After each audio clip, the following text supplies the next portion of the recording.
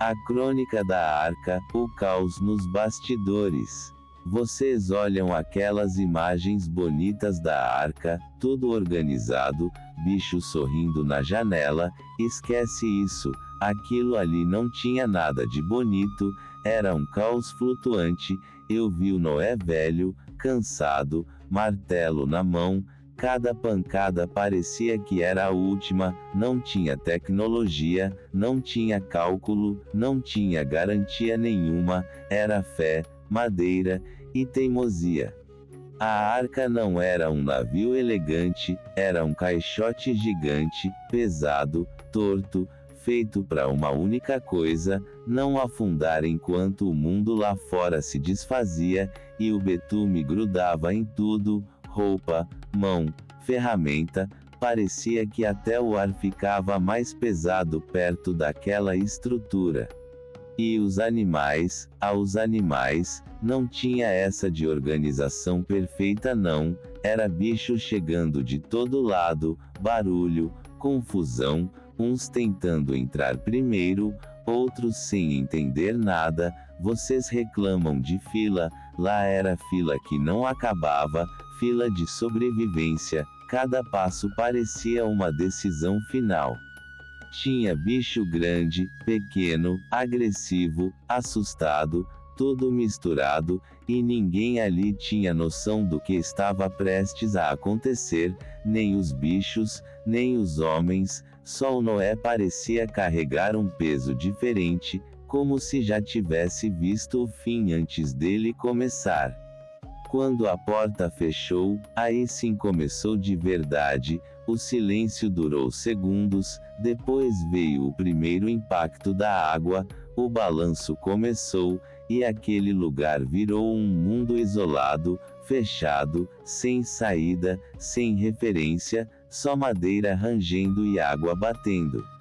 O cheiro, não era natureza não, era forte, pesado, difícil de ignorar, mistura de tudo que você pode imaginar, e lá estavam eles, trabalhando sem parar, limpando, alimentando, tentando manter o mínimo de ordem dentro de um cenário impossível. E o barulho, leão rugindo na escuridão, ecoando na madeira, elefante se movendo pesado, cada passo parecia que ia quebrar alguma coisa, e as hienas, rindo, sempre rindo, como se já soubessem que aquilo não ia mudar muita coisa no final. E a comida, como manter aquilo funcionando, predador ao lado de presa, tensão constante, Noé praticamente negociando com os animais, como se estivesse comprando tempo, prometendo que lá fora teria espaço, teria vida, teria chance. Lá fora, o mundo sendo apagado, sem cerimônia, sem aviso para quem não quis ouvir, e lá dentro, o ser humano sendo revelado, cansaço, medo, impaciência, questionamento, ninguém ali era perfeito, nem mesmo diante do fim. O tempo não passava, não tinha dia certo, não tinha noite clara, só o som da água, o balanço constante, e a sensação de que aquilo nunca ia terminar, e no meio disso tudo, uma esperança frágil, sustentada por madeira velha e fé insistente. E hoje, vocês discutem detalhes, se foi local, se foi global, tentam medir, calcular, explicar, mas quem estava lá dentro não precisava de teoria, o mundo inteiro era aquela caixa sendo jogada de um lado pro outro. Quando finalmente parou, não foi bonito, não foi suave, foi impacto, seco, a estrutura travou, inclinada, silenciosa, e pela primeira vez, não tinha mais o som da água dominando tudo. A porta abriu, o ar entrou diferente, pesado de outro jeito, o mundo lá fora irreconhecível, lama, silêncio, ausência de tudo que existia antes, os animais saíram rápido, sem olhar para trás, como se só quisessem distância daquilo tudo.